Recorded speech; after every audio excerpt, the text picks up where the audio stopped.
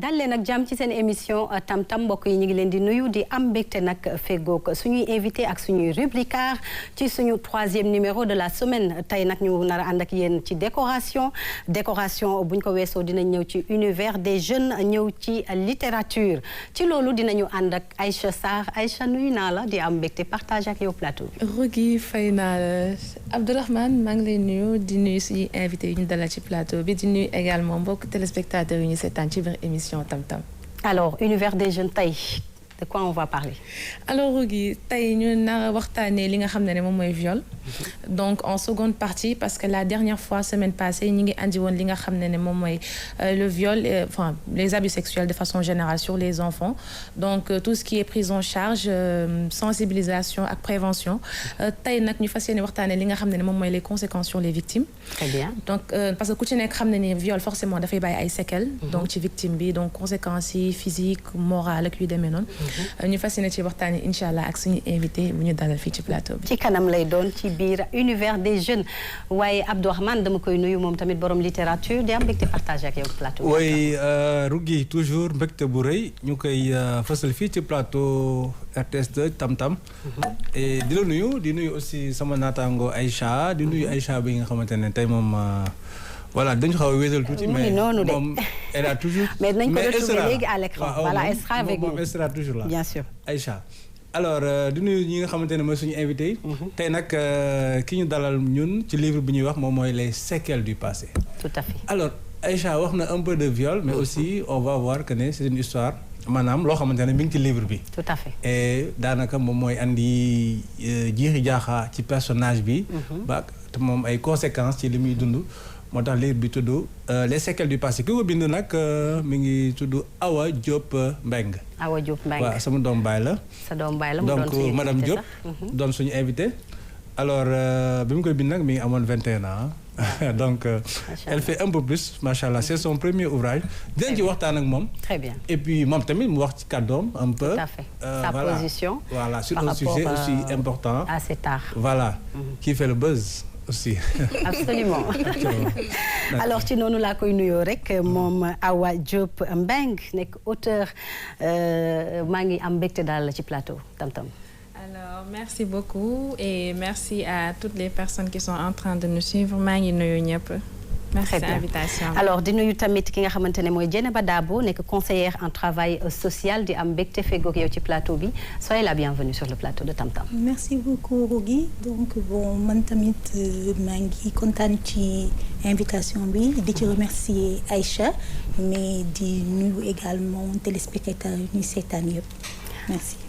du ñu def lu dul dem régie jëli suñu bàkk dellu si waat dugg ci décoration léegi léegi.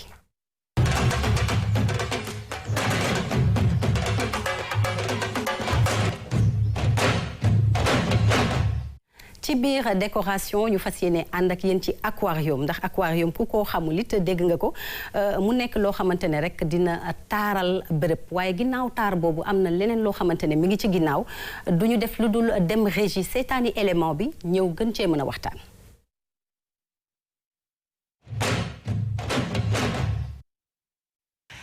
Bonsoir Rougui, bonsoir Abdourahmane, bonsoir à toutes les personnes qui sont sur le plateau de Tam Tam du mercredi. tey nag seen rubrique décoration dañuy génn carrément du contexte virtuel dem ci terrain bi gis Abdourahmane Kounta qui est spécialiste dans le domaine et qui nous montre un peu, qui nous explique comment est-ce qu'on fait un aquarium. Est-ce que day nekk meuble décoratif wala dañ koy encastrer dans un chantier. Il va nous expliquer le pourquoi, le comment et comment surtout entretenir un aquarium. Merci, à tout à l'heure.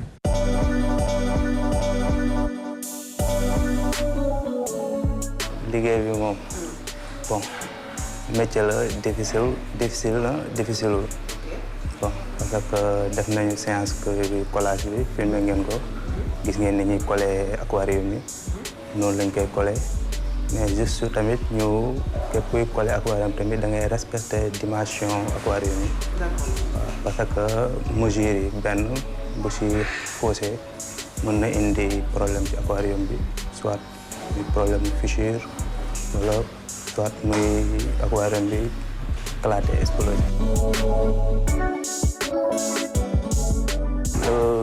dimension moom bon client bi mën na choisir dimension man tamit mën naa ko proposer. bu ñu ñëwee ci kër gi dañuy xool lieu bi comme bi may ñëw fii nii dama xool emplacement bi bon mënul am encastré parce que ñëw naa fekk kër gi pare soit mural la mën a am wala soit aquarium meuble.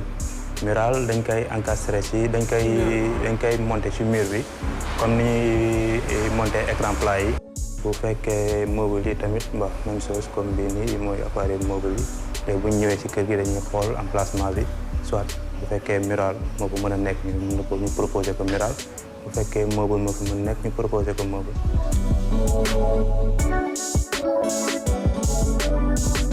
aquarium bu bees bu ñu installé ba pare dañuy taal lépp ñu bàyyi ko mu filtré maximum 2 jours ou 3 jours ñu jël chlore bi ñu bàyyi ko mu filtré 2 jours 3 jours après ñu soogaay ñëw def produit bu ñu defee produit yi ñëw soogaay ñëw dugal jën yi.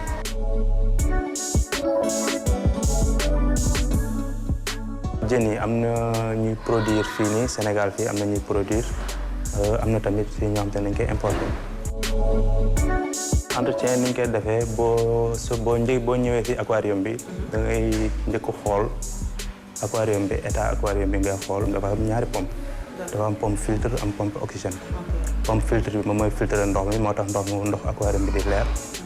pompe oxygène bi moo leen jox oxygène moom ngay njëkk xool boo ñëwee xool ndax am benn fayu ci nga xool tamit jën yi fekkee amuñu benn feebar. avant loolu tamit dinañu dugal suñu raakool vider ndox mi bu ñuy vider dañuy jëlaale saleté yi nga xamante ne moom moo ne ci suuf parce que saleté yi day wàcc ci suuf ñu vider jël saleté yooyu yëpp bu fekkee da nga ñëw fekk tamit aquarium bi tilim bu baax ak loo mënti vider tamit da ngay bàyyi moitié ndox mi parce que jën yi waaw jën yi ndox bi ñu xas ba adapté wu moo gën ci ñoom que ndox mu bees yi ñu ciy def moo tax toujours da ngay wàññi moitié ndox mi waaw nga aval après boo ñëwee fóot sa coton mooy coton filtre bi coton filtre bi ci kaw lay nekk ak ci biir bac bee dafa am benn poche foofu la pompe bi di nekk.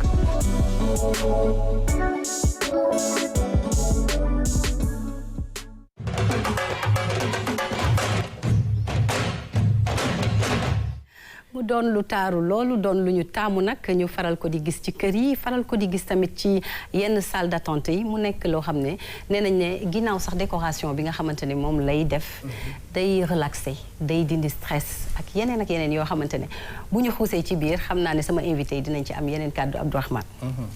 waaye wax nga dëgg Rougui aquarium mu doon loo xamante ne nag commencé nañ ko miina. tout à fait avant ba foo ko daan fekk mooy daal lieu yu xaw a prestigieux yi et cetera. léegi de plus en plus am na ay modèles yu réduits modèles yu ndaw ak ay modèles yu gën a mag et puis technique bi gars yi ngi koy gën a xam donc pour man mës naa maa ngi koy wax ne mës naa jaay aquarium ngeen mës naa jaay aquarium Abdourahmane à quelqu'un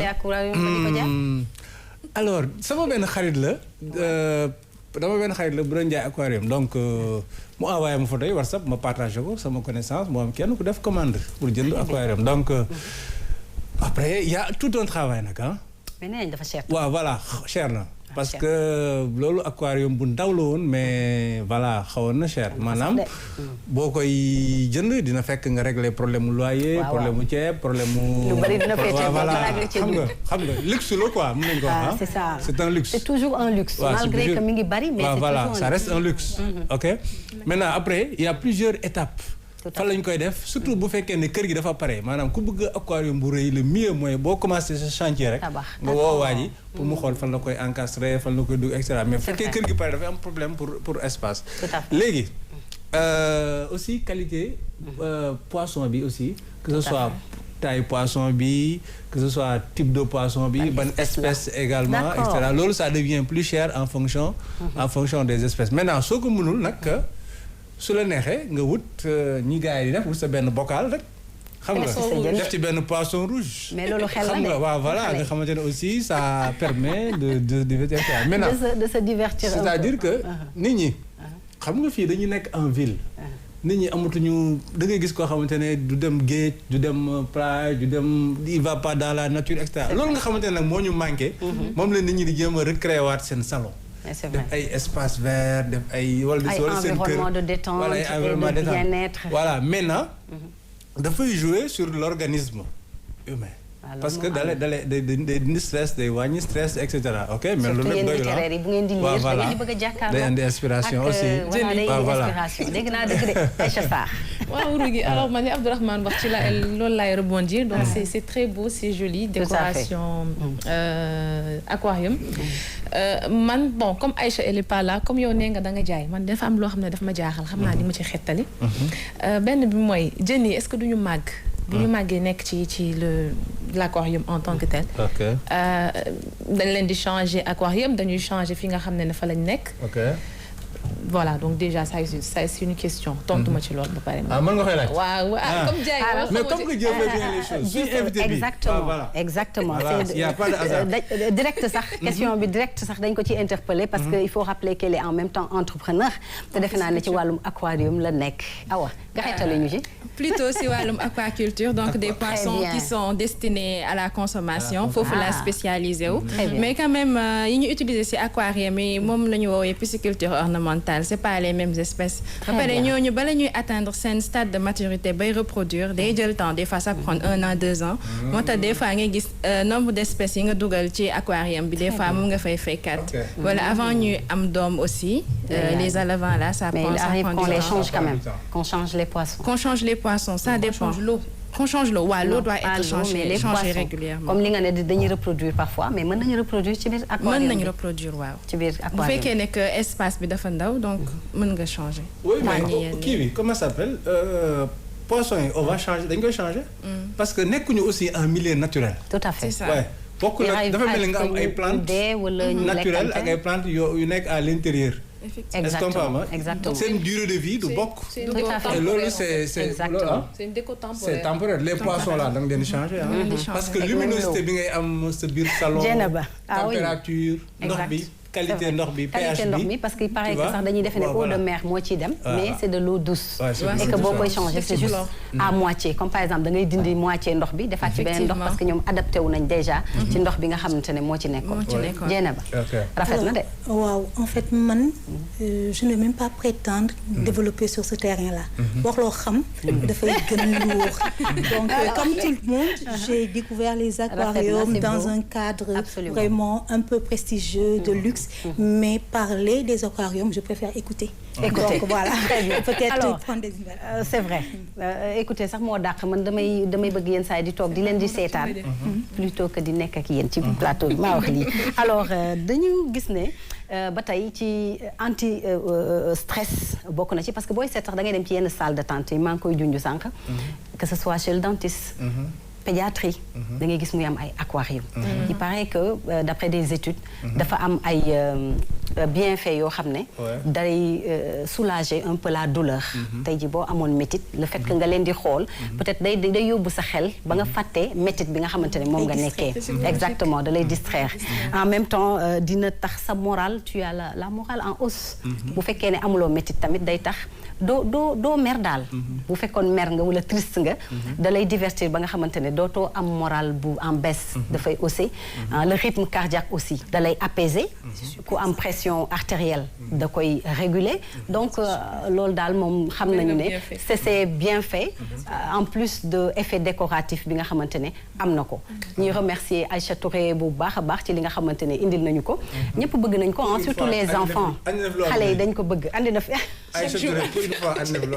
Aïcha tooñ nañ la bii on a lancé une pierre bu ñëwee dina fay voilà exactement du ñu def lu dul dem rek régie jëli bàkk bi dugg ci univers des jeunes léegi-léegi 19 novembre bi ñu weesu moo nekkoon la journée mondiale pour la prévention des abus envers les enfants tey nag ñuy dugg ci sujet bu am solo yóbbuñu ci conséquences li nga xam ne ni mooy les abus sexuels sur les jeunes particulièrement sur les enfants et en général même sur tout le monde alors Aïcha nga indi sujet bu am solo boo xam ne sax mën naa ne dafa nekk actualité.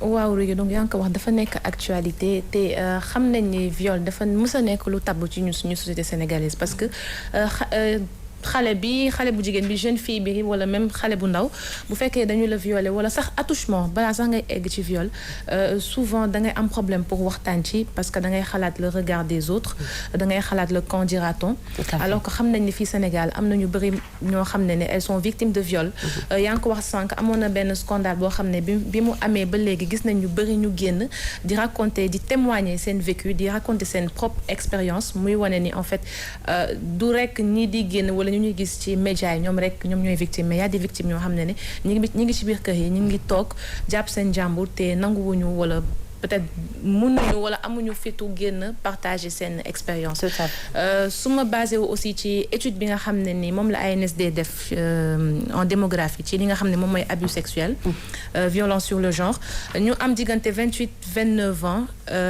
34% ci ñi am entre 28 ak 29 ans ci jigéen ñi ñoo victime de viol la ñu abusé après topp ci ñi am entre 18-19 ans mu door a ñëw léegi ñi nga xam ne ñoo am entre 30 et 39 ans donc 18 ba 29 ans à part xale yi bien sûr ñoom ñooy tranche d'âge bi nga xam ne dañ ciy nemmeeku bu baax li nga xam ne moom mooy viol teelu gi ku ci nekk xam ne ni viol daa am lu mu àndal absolument dafa am ay conséquences dafa am ay séquelles morales yu muy bàyyi donc ki nga xam ne dañu ko violer du ko mës a fàtte parce que dafay nekk benn traumatisme buy ñëw chaque jour bu muy vivre au quotidien tous les jours donc looloo tax ginnaaw bi ma dalalaatee ki nga xam ne moom mooy Dieynaba Dabo di conseillère en travail social tout à fait li ma koy laaj mooy ban conséquence wala yan conséquence en tant que tel le viol di am ci victime bi moo xam conséquence physique wala morale psychique yan conséquence lay doon merci Aïcha donc dina kontaan toog xuus ci li ma xam muy justement domaine boobu pourquoi parce que ñun si la ñuy liggéey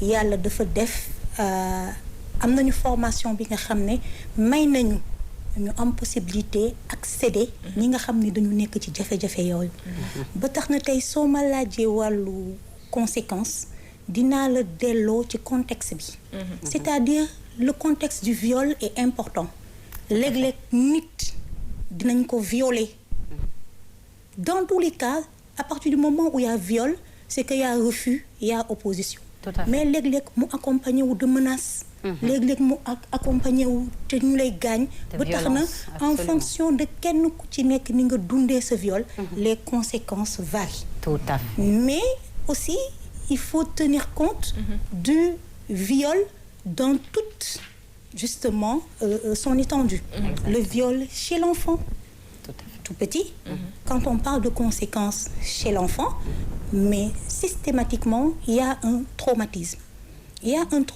que ce soit un viol bi nga xam ne wax nañu ko dinaa dellu si waat nag pour leeral ni man ab joolaa la danaa jéem a làkk olof au maximum mais lépp lu si dëng rek na ngeen xam ne daanaka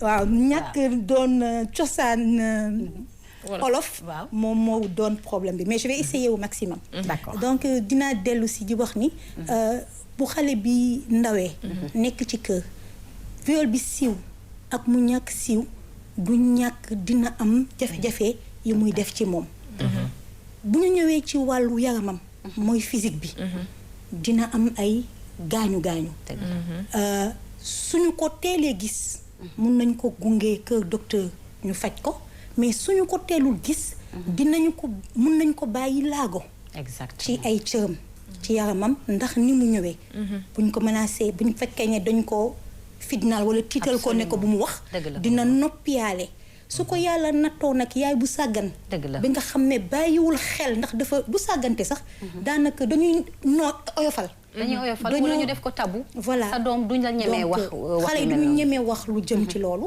donc xale bi mun na am li nga xam ne dina ko sonal ci wàllu yaramam mais dina dellu wax ni ci wàllu xelam sur le plan psychologique mun na am incidence yu bari ndax dina am li muy soppi ci doxalinu xale bi ci ni muy gisee àdduna ci ni muy gisee boppam ci digganteem ak doomu aadama ci digganteem ak képp ki nga xam ne mooy ki ko teg fitna boobu su fekkee ne parce que nag damay dellu si ci viol di xamal ne ni ñuy violer xale bu jigéen nañuy violer xale bu góor parce que nag dañu tàmm di xalaat viol di wax jigéen kese. Absolument. mais xale yu góor yaa ngi fii ñemewuñu wax te ñu ngi leen di violer. ñu ngi leen di te ñi leen di violer ay jigéen ñoo leen di violer ñi leen mag di abuser ci ñoom. te systématiquement ñoom tamit dañuy am traumatisme. c'est grave. waaw loolu il faut que ñu bàyyi ci xel. muy wàllu xale yi. xale yi waaw. après ñu def tour de table ñu dugg ci yeneen points yi nga xamante ne ni war nañ ci xuus notamment chez les jeunes filles. Abdourahmane mu doon lu doy waar. waaw mu doon ci affaire boo xamante ne lu douloureux la maanaam dafa metti. surtout non seulement dafa metti mais doo am foo ko jooyee. parce que généralement société bi moo dul permettre nga koy. exactement ngay jooy. alors suñu waxtaan sànq madame Dabo. maa ngi koy wax sànq ne ko instant bi nii la société la parole commence à se libérer. maanaam gis nañ ñu am. fit commencé gi wax. mais voilà mais loolu dafa mel ni dafa créer jiixi jaaxaa bi. parce que ku wax rek dañ lay reprocher presque d'avoir parlé. est-ce que comprends li ma la depuis dañ lay reprocher d'avoir parlé sans compter que ne soo nee dañ maa violé déjà rek yow daa am fu lay dëkkal. nit ñi dañuy poser wu ay questions way foo demoon loo fa doon def. dëgg la préjugé yooyu nag mooy tax ñu am recul. comme donc xaw ma nan laa koy waxee ci wolof mais la parole de la victime xamuñu société bi nuñ traumatisme la pour société sénégalaise xamuñu nuñ koy jëlee en charge. moo tax amoon na ay mouvements yu existé en France ay mouvement MeToo ay balance ton port. am na fii nii ñu ko leen jéem a tànte mooy xaw ma lan balance ton saay-saay. boole waxal ki la mës a siif wala ki la mës a kii. mais ça n'a pas prospéré. dafay mel ni sax yow nga toog jàpp sa ñàmbur. dund li nga dund sa biir xol di ko méttitlu sa biir xol. bañ ko wax mooy gën finalement que nga wax ko finalement mais nan la ñuy def. ba libérer la parole au Sénégal c'est ça ma question madame Dabo. très bien. nee na nan la ñu mën a def ba libérer la parole davantage. la parole des victimes. waaw sànq. effectivement yaa ngi naan ñu ngi waxtaan. mais damay dellu ci boobu parole. wax ak waxin. parce que libérer la parole et vilipender. dafa am benn écart. ndax tey booy siwal nit ki. ñëpp xam ko di ko joxoñ. te andiloo ko benn saafara. amul benn njëriñ. aujourd'hui bu ñuy wax libérer la parole. mooy war a mën a créer cadre bi nga xam ne victime yi dinañu fa mën a ñeme dem. jooy fa seen naqar. te am saafara. saafara ci seen bopp. parce que dañu leen di accompagner ñoom. pour ñu dépasser loolu. ba mën a continuer à vivre avec. te mën a épanouir. malgré cela. mais également ñu fajal leen seen naqar. tout à fait. parce que y a deux aspects et c'est là où le problème se pose. ñu ngi reprocher nit ñi. pourquoi duñu wax.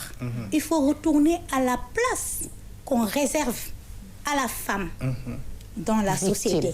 À la femme en général. Très bien. C'est qui la femme? Très bien. Quelles sont les attentes par rapport à la femme? fan lañ ko teg lu ñu bëgg ci moom.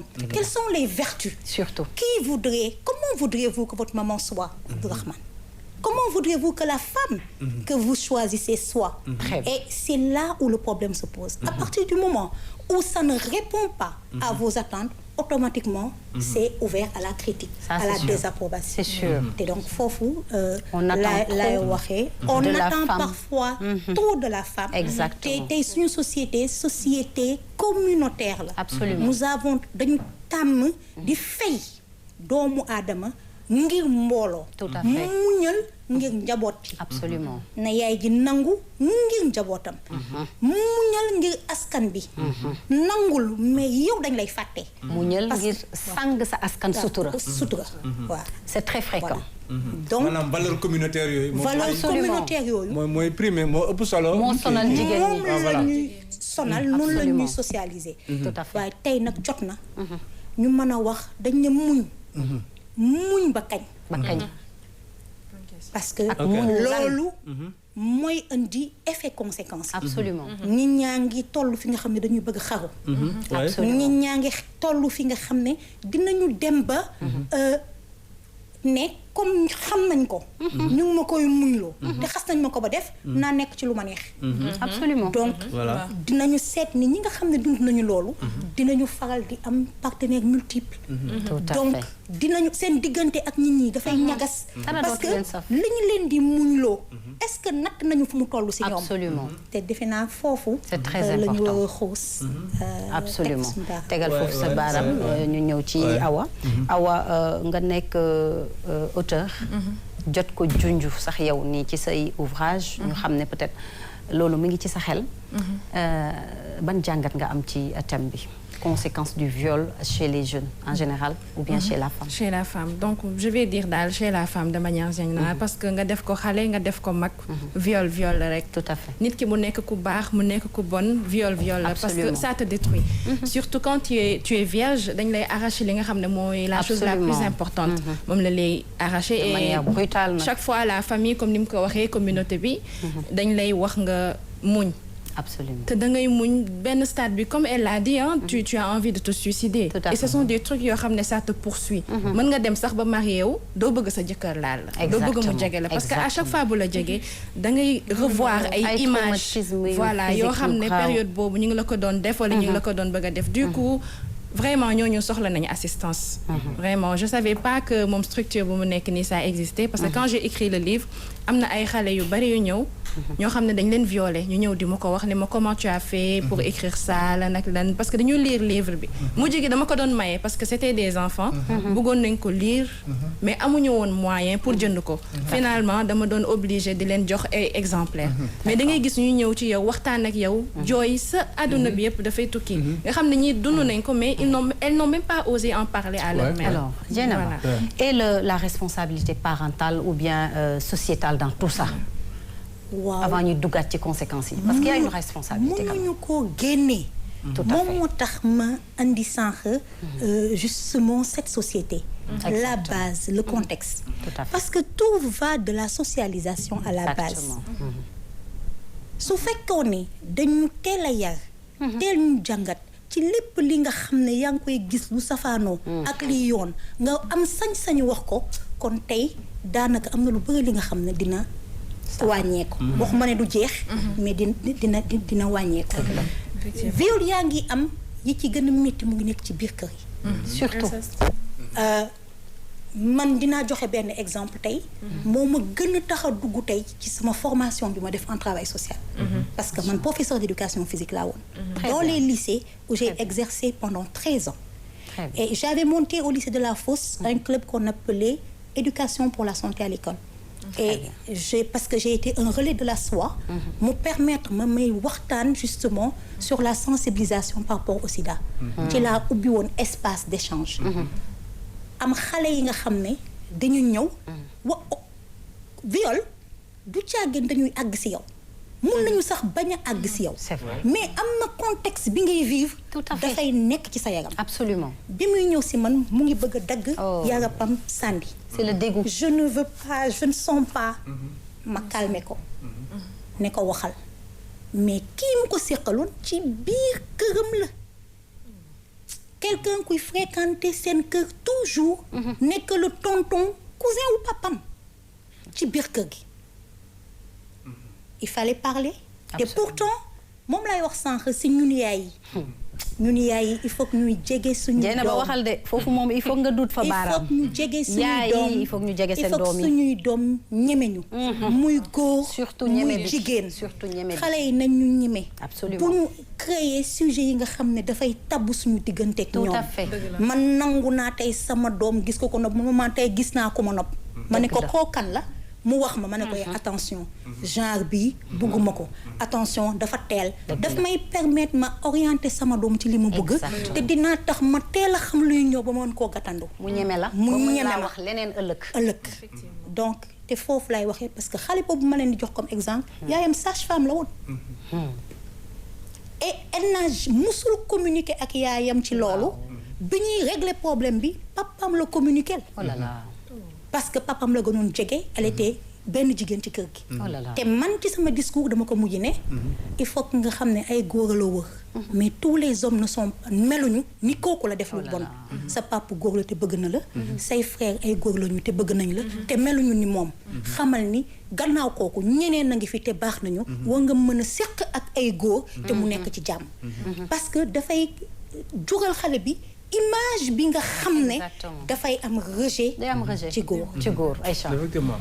waaw donc wax na lu am solo parce que parents yi itam am na ñu bëri ñoo xam ne tey jii du ñu bëgg dévoiler du ñu bëgg raconter seen vécu parce que comme li Dieynaba wax parents yi souvent ñoo dul may fit seen i doom c'est-à-dire que déjà yenn sujet ñoom ñoo koy ñëkk def tabou ci kër gi am na nooy solo noo xam ne tey jii ni boo ko doon solo di génn ci biti sax dañ naan la duggal duñu la expliquer dañ la naan demal nga changer wala yu demee noonu c'est-à-dire que duñu la sax permettre yow boo amoon tey lu la dal ci mbedd bi da nga dul am fit parce que ñoom ñooy ñëkk imposer li nga xam ne moom mooy bon naa ko mën a tuddee c'est-à-dire parent bi xale bi dootul ñeme yaay ji wala du ñeme papa ji. Absolument. Donc ñuy bàyyi xel loolu aussi inceste bi aussi il faut qu'on en parle parce que ci xeetu violence physique wala sexuelle la bokk ci xale yi. Donc beneen question bi Dieynaba mooy tey jii ni ban approche wala ban accompagnement la ñu mën a accompagner victimes yooyu noonu ngir ñu mën a dépasser le cap. Sànq Abdourahmane mu ngi naan comment libérer la parole. xam nga tey yàlla dafa def Sénégal lañu nekk. ci plateau bi lay wax. te yaakaar naa ne sama kàddu Sénégal yi yëpp dina ko jot. ça veut dire fu nit mën a nekk ci Sénégal. te kon fu nit mën a nekk ci Sénégal viol mun na fa am. Absolument. kon tey su ma xëyoon di naan y a des spécialistes. nombre spécialistes yi néew bi nga xam ne. mënuñu couvrir besoin bi. Effectivement. ba tax na tey dafay am solo. ñooñu nga xam ne dañu nekk ci situation boobu. ñu mën a wax. ñu gis ku ñuy waxal. mais itam day am solo itam ki ñuy waxal. ñu nangu leen a gëm. surtout. gëm bi surtout parce xale yi que su ma ñëwee wax la Aïcha Abdourahmane nga ni ma doo téye sa gémmiñ da nga xam li ngay wax kii dafa di sa morom kii di sa papa surtout. alors que li Abdourahmane capable yow Aïcha xamuloo ko su ma xasee ba ñëw wax la ko ne ma gëm naa la mais soo paree seetlu ma ak Abdourahmane tout à fait. ba xam na ma meloon ak Abdourahmane maa ngi koy mel ba léegi ndax soppeeku na te li ci soppeeku lu mu doon teg ci ma di la oo di la dalal ma di la oo di la déglu ma di la oo di la ñemeloo di la may fit ñëpp nag mënuñu ko mais dinaa dellu rek wax ni spécialiste yaa ngi fi formé nañ leen ci loolu mais fi ma bëggoon a dugg rek laata ñuy jeexal may bàyyi Aïcha mu tëj les jeunes filles par exemple mu nekk actualité bu rëy boo déggee seen témoignage da ngay defee ne xale jigéen yépp abusé nañ leen alors que dans ce cas là foo ko nettali wala foo ko wax tort bi ci seen kaw lañ koy teg loo fa wuti woon lu tax nga sol loolu naka la sa ku am sa âge di bokkee ci yenn yi xale jigéen du génn guddi loolu rek war naa mën a tax du ñemee wax lañ ko def ca fam demoon. dëgg la. dans ce cas là comment. Aïcha ngi joxe ay statistiques. dëgg la. statistiques yi dafa jël adolescente adulte. mooy fi xale yi toll ci phase jànqatu. tout à fait. il faut que ñu bàyyi xel ni doomu aadama processus la. Développement physique. Absolument. Et psychologique. Absolument. Donc développement yooyu dafay demander au fil du processus nit ki mën a am affirmation de sa personnalité. Surtout. bëgg boppam. Surtout. pour mën a am assurance ci àddunaam. ndax mën a ñeme song lépp lu mu jàkkaarloo. tout à fait. et loolu ça dépend ci ni muy gisee boppam foofu la éducation bi di am wàll. xale bi dina ñëw am ni muy bëgg a développer. nga orienté ko xamal ko ni lii ngay bëgg a développer. c'est pas en te basant sur ton corps. Absolument. moo tax ñu di la bëgg. Très bien. mën nga koo xeexee neneen. tout à fait c'est Waaw. très important. et loolu il faut pas que ñun parents ñu daw suñu responsabilité. Surtout. nous avons une grande part de responsabilité. ci ñu suñu xale yi di solo. nu ñuy dem ak nu ñuy mel. ci seen comportement. deuxième dafa ne. éducation c'est la transmission des générations les plus anciennes sur les générations les plus jeunes. kenn ku ci nekk li nga xam moom ngay joxe. waaw mais xale nga yooyu nàmp ngay taxamti ko. voilà wala wax de daa mel ni dëgg la de. voilà donc et par rapport à loolu xale yooyu normalement dañu toll ci jànkatu te ku wax jànkatu nga muuru nga bañ a muuru da ngay mettre en valeur sa yaram exactement. léegi nag parce que c'est la psychologie de la personne qui âge agit. boobu la ñuy jaayu âge boobu la ñu leen di bëgg Dañuy bëgg âge ku leen boobu gis. la ñuy wonewu dëgg la. est-ce que war nañ leen reprocher loolu alors que dafa bokk ci seen processus de socialisation. Est-ce que les hommes comprennent ça? C'est ça le problème. nit ñi góor ñi peut ñoo ko dul comprendre. moo tax nag foofu lay dugg moo tax dañ ko ñëpp a ko war a xam. waaw voilà surtout peut-être que bon man damay jàngale damay nekk ci lycée yi wala comment ça s'appelle. yow yaa ngi gis ne Abdourahmane wax rek tu vois non mais c'est une réalité qu'il faut savoir gérer. xale yi ni ñu solo oui da ngay gis benn xale bu jigéen ñëw solu nen yi. yow soo ko comprendre comme un signal wala daf lay et cetera non yow da nga war a jàpp ne moom. C'est une façon pour elle de s'affirmer. De s'affirmer. Malheureusement, il faut comprendre que c'est par la séduction qu'on va affirmer. Absolument. Est-ce qu'on comprend? Donc c'est un besoin, genre presque de besoin de développement. Mais est-ce qu'il y a un enseignant il vous arrive par exemple normal, c'est un processus normal. De socialisation. Voilà, exactement. Mais il faut comprendre ça. Parce que am na ñuy delloo si enseignants yu professeurs yuy delloo si élèves yi. Mais am na ñoo xamante ne nag quand même dañ ciy jaare sax nag. Non bu ci sa xel su wala soo comprendre noonu. peut-être yow di nga jàpp ne kii daf lay provoquer. Voilà exactement. Alors que c'est pas ça. Alors que moom dafa bëgg a affirmer wu. pour continuer développement psychologique am. ou bien son développement personnel wane mooy kan. loolu daf may delloowaat ci li ma waxee ci famille. effectivement gis nga solin. chaque cadre dafa am colinam. absolument effectivement ñun ba ñu nekkee xale. da nga daan am sa tiroir. ñu ne la yëre toogukaay kër ga. yëre dem école. ak yëre génnukaay. defe naa ni war nañu mën a delluwaat ci loolu. te di bàyyi xel ci suñu njaboot ñu muy génnee. dëgg la waaw. parents yi daal. seen responsabilité elle est engagée. oui parents yi seen responsabilité c'est engagé mais les parents ne peuvent pas être partout. mais aussi la base Abdourahmane mais dañu préciser ci wax ji ne. Choline n'a rien à voir avec violence, c'était juste une explication. Surtout, ça c'est vrai. Les affaires au viol, donc ils discutent avec les jeunes, que ce soit les jeunes étudiants ou affaires. Mais góor ñi dans leur mentalité. Góor ñi sax lañu war a gën a sensibiliser éduquer leen. C'est extrêmement important. ku sol mini c'est pas pour toi. daf ko sol pour faire plaisir. ku sol bas c'est pas pour toi. voilà ngeen yam réglé. alors duñu def lu dul dem jëli bàkk bi amoon na solo univers des jeunes la ñu nekkoon. dañuy dem dugg ci littérature léegi. mais littérature on va parler de viol encore. à peu près. alors ñuy dugg rek ci littérature c'est vrai que tey sotti ci ak def si la ndaxte les séquelles du passé moom la ñu fas yéene waxtaane mu nekk un roman d'amour de l'écrivaine bi nga xamante ne moom la ñu dalal tey ci plateau bi muy Awa Diop Mbeng ñu ci am mbégte lool Abdourahmane ndaxte c'est un roman d'amour waaye qui vraiment tourne au drame si je peux dire ainsi.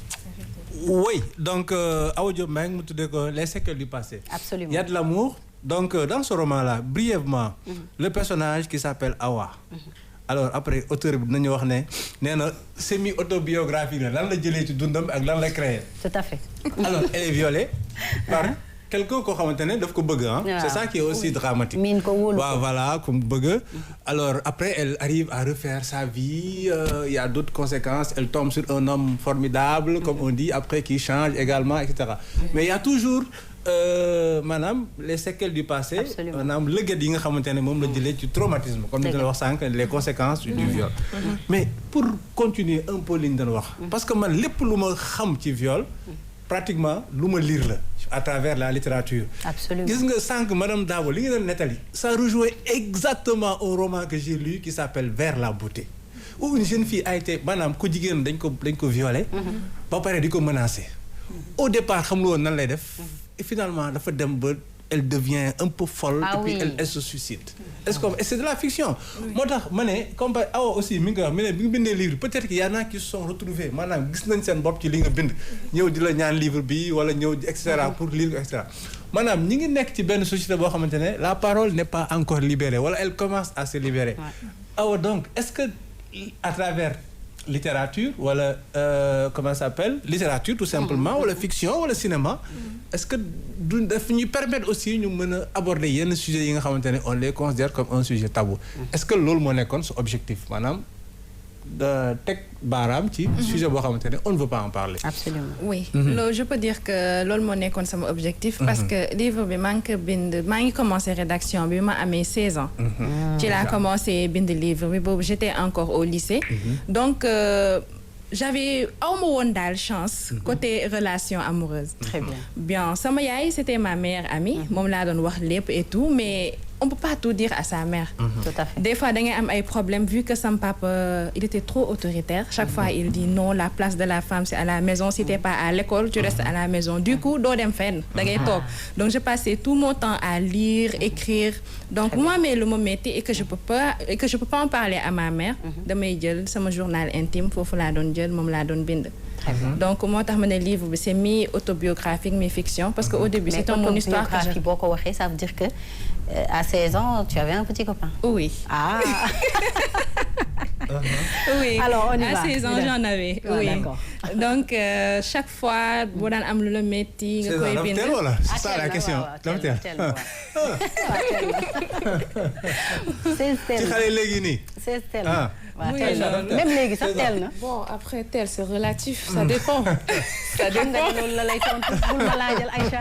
En fait man dama précoce parce que même à 16 ans amoon nañu doon ñëw di ma ñaan si. Tu commences à écrire un roman, ça veut dire Voilà. surtout roman d'amour, ça veut dire Surtout ça, voilà, très précoce parce que déjà à 16 ans amoon na ay cousins yu ñëw di lay ñaan si, tu vois. Quel est l'âge officiel pour avoir un copain alors?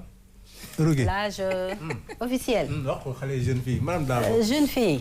Ah man de bu doon sama sago wala ma bàyyi la nga wax ba 18 ans teel na.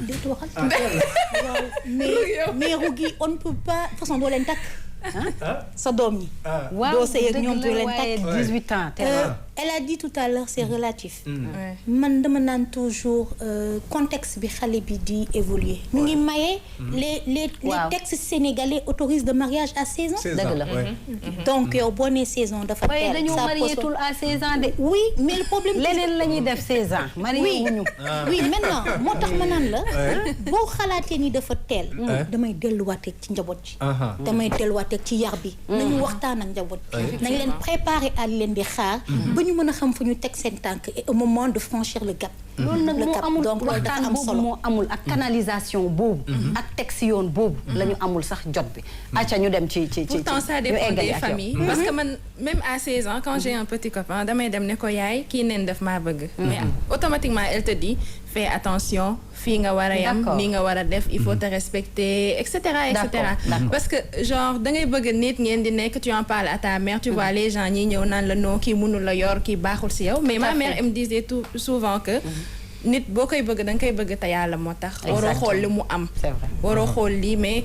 de toute façon daal il faut que daal nga respecter sa bopp loolu mooy priorité bi daal te xam yaay kan xam yaay kan xam fi nga bokk parce que mën nañ ne relation amoureuse tamit mais dafa am xëy na amoon ngeen xam ngeen fi mu yem xam ngeen fi mu yem voilà dès lors que xam nga fi mu yem jeex na léegi nag sama entourage mes amis mes copines nga gis lu ñuy dund ku nekk ñëw di la raconter ay histoire am donc yooyu yëpp laa combiné pour bind séquelles du passé parce que boo xoolee sax même les noms là j'ai utilisé les noms des personnes de mon entourage nga génnee ko commencé ko à l'âge de 16 ans oui mu def bi duré 5 ans. 5 ans. Oui. D'accord. Alors, lan moo la motivé ci say histoire propre peut-être wax nga ko ak histoire ñi lay raconter. mais dañ ci gis yeneen thème. Infidélité. Oui. Violence muy abus sexuels yi. gis ci polygamie. gis ci donc lan foofu kii yooyu inspiration yooyu fan la dikkee. mi ngi ma dikkee sama entourage te thème bi gën a intéressant ci livre bi à part le viol c'est le sort de la femme stérile dans la société. calvaire bi ñu dund mënuñ am doom et au Sénégal bon lorsqu'un couple ne parvient pas à avoir d'enfants la femme est automatiquement indexée. Tu n'oses même pas dire à ton mari kaa ñu dem ci médecin bi kaa ñu dem defi consultation. et loolu dafa doon loo xam ne vraiment marqué na ma te joxe naa exemple yu bari ci livre bi au moins il y a 3 couples. parce que Awa dafa biñ ko violé après dafa jëlee grossesse. voilà grossesse mu doon aussi à 17 ans. à 17 ans. voilà et mu doon aussi beneen problème. maanaam aussi jigéen ñi nga xamante ne dañuy am ëmb yu teel yi grossesse précoce. xam naa ne madame Dabo aussi war na ko gis ci lycée yi. nan leen ni traité. aussi loolu c'est important. est-ce que aussi parce que ku jigéen gi dafa jàpp une grossesse. ou généralement. pour faire une grossesse il faut être 2 n'est-ce pas Aïcha ah non yow xale nga xam c'est ça yëpp jigéen bi lañ koy teg dañuy teg yëpp voilà et dans le système éducatif jusqu'à récemment xale bu jigéen bu ëmb dañ lay dàq même si loolu dindi nañ ko alors que garçon yi mën na continuer et là aussi c'est un problème maanaam le statut des filles mères dans la société dañ leen traité et kii dañ ko génne këram c'est ça dañ ko génne këram elle a arrêté ses études papaam bëggul woon dégg dara automatiquement def ni ko na dem mais parents yi tamit am nañ part de responsabilité si li ko dal parce qu'elle a été violée par son copain moom moo ko dem fekk ji mu violé ko donc mënul ñëw ne j'ai été violée dinañ ko laaj loo fa doon def effectivement donc elle a préféré se replier sur elle-même elle a préféré se taire maintenant 3 mois plus tard elle a découvert qu'elle était enceinte mu dem wax ko waa ji li mu ko wax mooy avortement clandestin loolu la ko proposé mais vu que dañ ko yar si diine donc sa religion et sa conscience ne lui permettait pas de faire ça elle était très jeune voilà donc elle a préféré en parler à ses parents donc meilleur ami ki ko violé la woo vu que xaritam la pour mu ñëw wax ak papaam ak yaayam. D'accord. Papa bi da ko génne kër gi. Il n'a même pas cherché à comprendre qu'est-ce qui s'est passé. Foofu c'est grave. Alors man loolu tey daf may ma rebondir ci des cas de viol dont on parle le moins possible. C'est le viol avec le partenaire. Le viol dans le mariage. Dans le mariage aussi. C'est boo nee daf ma violé dans le mariage. Le viol conjugal. Les gens disent c'est pas possible. Les gens ne l'imaginent pas. Et pourtant ces femmes-là, elles sont traumatisées. Absolument. Elles souffrent. Absolument. Elles souffrent parce que l'acte sexuel est fait dans des conditions de violence. Absolument. Et nañu am ay séquelles. C'est vrai. ci seen yaram. dinañu traumatiser wu. Moralement. day am répercussion si la qualité de l'éducation bi ñu jox seen doom. Exactement. Donc yooyu dafa di li nga xam ne. Et leur qualité de duñu vie, ci wax leur santé. seen qualité de vie ñoom seen santé et viol que ce soit chez le plus petit ou chez le plus vieux day créer en général des séquelles de traumatisme vraiment des traumas qui peuvent se répercuter à long terme si on intervient surtout quand on sait que mais Madame Dabo, comme je dis moi j'ai beaucoup de respect pour les victimes ñoom ñoo xam ne la ñuy dund mais viol conjugal ça va être compliqué au Sénégal parce que Aïcha mi su ñu may jëkkër dañ naan dañ laa maye le terme là c'est maye maanaam c'est viol conjugal je dis pas que ça n'existe pas attention je comprends mais ça veut dire que dans la mentalité est-ce que ça colle viol conjugal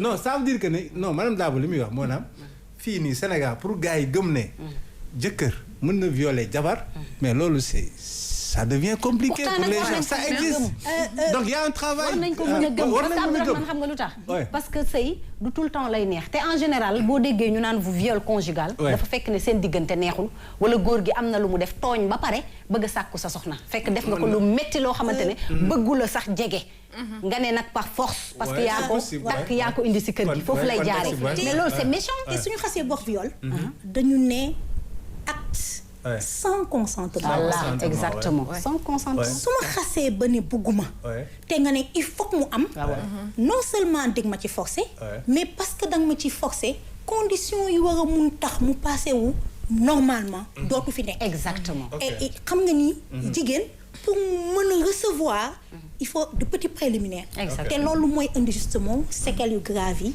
ci te doo ko wax Aïcha alors yéen a ngi woon ci benn aspect bu important dama ci bëgg sànni benn affaire bu tuuti je suis pas d'accord avec le viol ak viol conjugal mais je me dis que xëy na bu fekkee ni ku jigéen ki bëggul comme li Dieyna ba wax ku góor ki bëgg comme li nga wax sànq société bi en fait duñu nangu ne ku jigéen ki warul bëgg parce que dañu naan sa jëkkër la. non si se passe rien xam nga dama def précision léegi.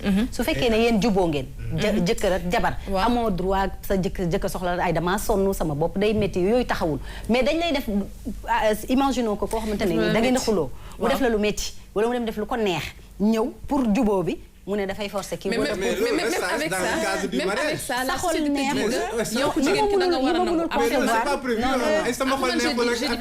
non ngeen xuloo c'est pas prévu en général foofu lay xewee rugi bu ñu ko tegee ci diine su fekkee ne pour juboo la sax dafay tane mais da ngay gis kenn ku dem man dellu si. jàppante ak jabaram. doo ko pare ci violé. exactement. loolu foofu la ko. noonu la foofu lay tàmbalee. foofu la koy wooyee. agressé ko. non. dama ne mandi mais je sors le cas de mandi en toute lucidité nga xëy jàppanteeg sa jabar mu métti nga di ko woon façon fii maa fi góor ce que je veux c'est comme ça que ça se passait à partir du moment où elle n'est pas réceptive elle n'est pas d'accord elle n'est pas prête c'est un viol maintenant moom lay wax mais loolu est-ce que tu est-ce que vous pensez que on revient avec Awa oui est-ce que vous pensez que c'est passionnant Awa li nga bëgg a wax yépp ci livre bi daal il faut nga mais Awa comment la parole de la victime naanaam victime bi nan lay dundee muy Awa mais Awa Mbengue la heureusement santale nga ko Mbengue kii Awa Ndoye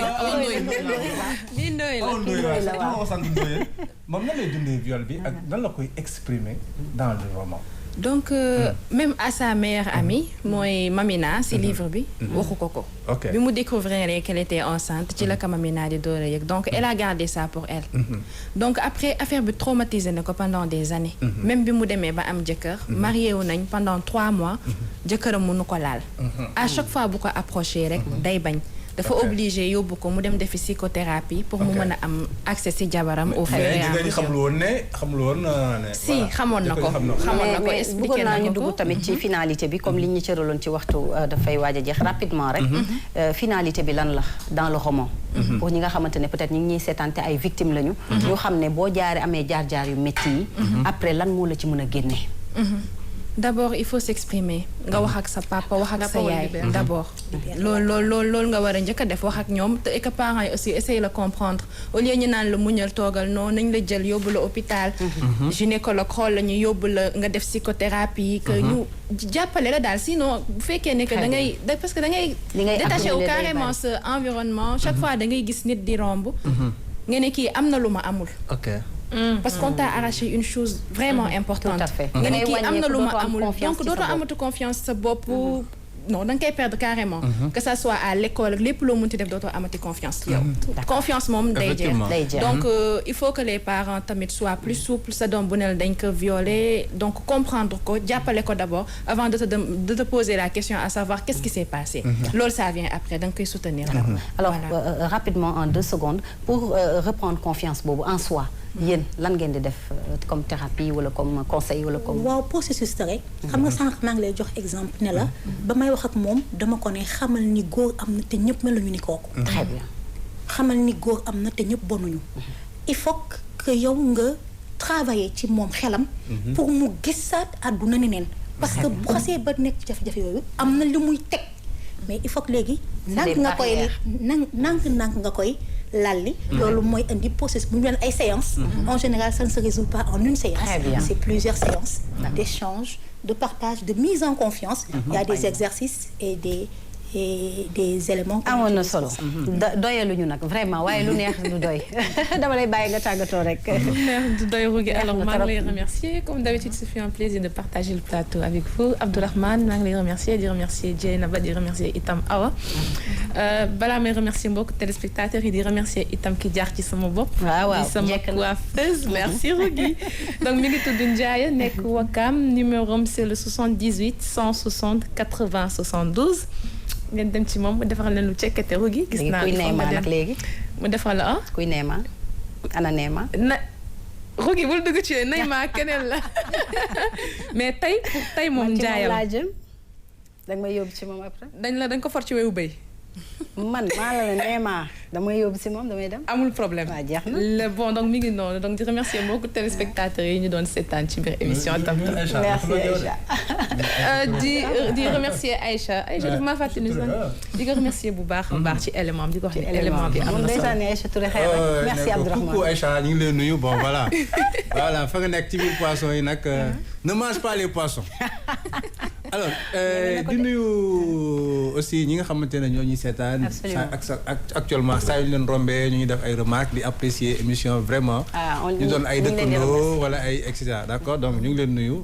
vraiment c'est toujours un plaisir alors di rappeler les séquelles du passé Awa Diop Mbengue. Awa Diop Mbengue Diop. donc livre bi ku ko bëgg foo koy jëlee. di nuyu sa éditeur aussi. artiste Chidit. Chidit. fan nga koy jëlee livre bi nga ko bëgg. Bon pour l'instant fii nga ko mën a amee version électronique bi. Donc boo demee internet nga tapé les séquelles du passé ou nga tapé Awa Diom Mbengue. di nga gis voilà c'est facile. les jeunes et tout dem leen ngeen xooli ko am na solo. waaw voilà am na solo. donc di aussi di ko wax na fi ñëwaat aussi. et puis di xaar Aïcha di xaar Awa aussi pour le prochain roman bientôt inchallah. bientôt inchallah. merci encore. ñu bàyyi la nga tàggatoo. D'abord maa ngi leen di remercier te tamit di nuyu ñëpp ñi nga xam ne ñoo ñuy suivre. voilà merci. alors di fàttali rek Awa Mbengue Diop nekk auteur les séquelles du passé mu doon roman bu am solo ñu ngi lay jaajëfal bu baax ci sa teewaay. alors Dieynaba maa ngi lay jaajëfal Dieynaba Dabo di rappeler ngi rek ne yaa ngi nekk conseillère en travail social. di amoon mbégte ci li nga xamante ne nekk waxtaanoon nga ko fi ñu ngi lay jaajëfal bu baax ci sa teewaay. mais man maa leen di gërëm di leen sant parce que yéen ma may opportunité tey ma exprimer wu. te di nuyu ñëpp. di nuyu ñëpp di ñaan yàlla vraiment xel yi ubbeeku. nit ñi tàllalante loxo. pour vraiment accompagner parce que métti na. métti na may nuyu seen téléspectateurs yi te yéen tam di leen ñaanal vraiment bonne continuation. merci pour l'invitation. merci amiin yaa rabbi lu ñu def rek lu dul di leen sant yéen tamit rawatina ñi nga xamante ne ñëpp ñooy suivre la RTS 2 waaye tamit dama am particulièrement ñu may remercier muy Daouda Ba et Kémo c'est des policiers de la circulation.